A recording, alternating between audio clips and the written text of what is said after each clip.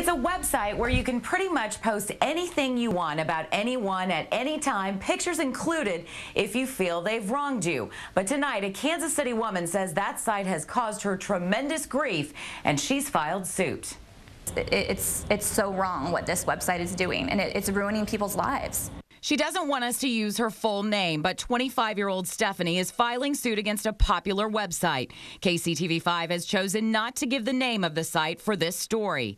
Stephanie says it was earlier this year she got involved with a man who, unbeknownst to her, had a girlfriend. She says when that girlfriend found out, she posted Stephanie's picture, full name, city, and occupation on a website based out of Phoenix. The posting was laced with so many derogatory comments and profanity, we can't show it to you.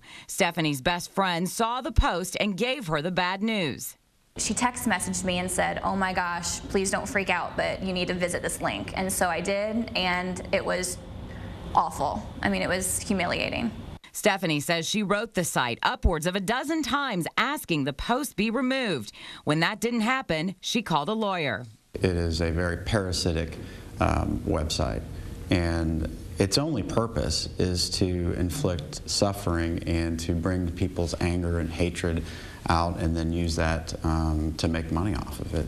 Matthew O'Connor is representing Stephanie and says while there's a protection out there for websites like AOL and Google to provide a portal of sorts for free-flowing information, whether true or not, he says that protection no longer exists once the owners of the site add their own comments or edit it. And that's exactly what he claims the owners of this site did. The attorney says this posting appeared after the site removed the original post, but then found out about the pending lawsuit. In the post, the owner calls Stephanie a, quote, girl of God. She works at a local church who's trying to hide things from her church. He then asks his readers to fill him in on Stephanie because now it's game on.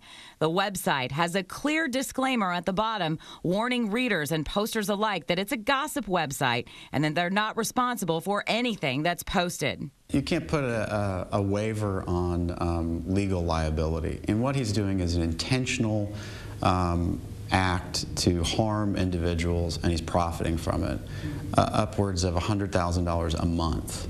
For Stephanie, it's a matter of protecting other women out there like her, and says she's already been contacted by women who feel they were victimized as well.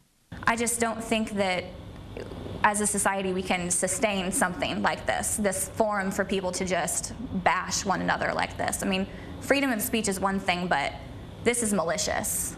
We sent an email to the owner of that website looking for comment on our story, but as of news time, haven't heard back. Amy Anderson, KCTV5 News.